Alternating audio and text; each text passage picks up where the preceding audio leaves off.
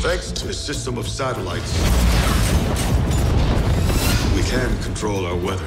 So our buds at Warner Brothers didn't have a press screening for Geostorm, which stars Gerard Butler, but they did send me a Blu-ray to take a look at, so I watched this movie, and holy crap! It's worse than we thought. I can see why they didn't want to let people in early to take a look at this thing in the theater. It is a crazy, silly, silly film. It's all about this idea of being able to control weather, and this very smart guy, played by Gerard Butler, who's also a bit of a rogue, because how could you have Gerard Butler in a movie and he not be a rogue?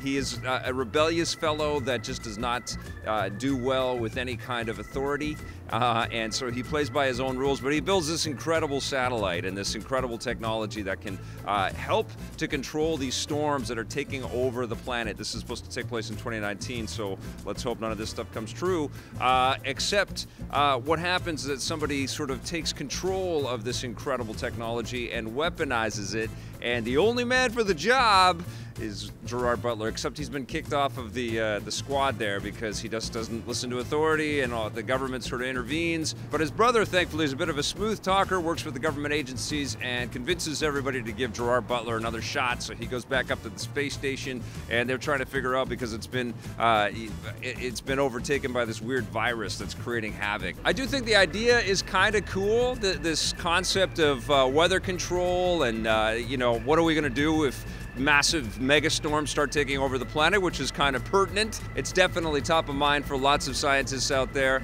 It's just handled like the script was written on some discarded chewing gum wrapper. It's like, okay, well, we'll get Gerard Butler, we'll put him on a satellite, and he won't shave, and he's gonna look a little gruff, but that's okay, because he's a rogue. He's a rebel. Sorry about that. We see a lot of, you know, classic destruction movie type scenarios. We see floods in deserts. We see, you know, people on a beach getting frozen solid and somebody's hand comes off. Anytime anybody gets frozen solid in a movie, somebody will walk up to it and chip it or touch it, and a piece will break off. That's the rule, if that ever happens in a movie.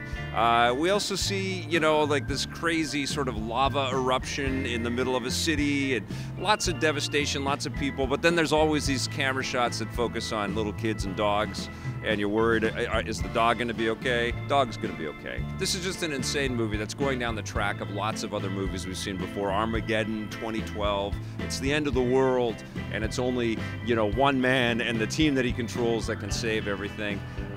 It's so ludicrous and so over the top and so poorly shot as well. It looks like everybody is just coated in weird makeup and the lighting's all wrong, and it just didn't feel, it felt like a television movie. It felt like a slightly more expensive television movie. The effects, some of them are okay, some of them look pretty good, and a lot of them look like crap. So I would say in general the effects are all over the map, and it's disconcerting because you would want to watch a movie like this to be sort of blown away by the visual effects, but we've seen way cooler stuff before. And yeah, I didn't really enjoy this movie. I didn't laugh, I didn't cry, I didn't care, but I watched it for you. Now you don't have to. 3.5 out of 10 for Geostorm.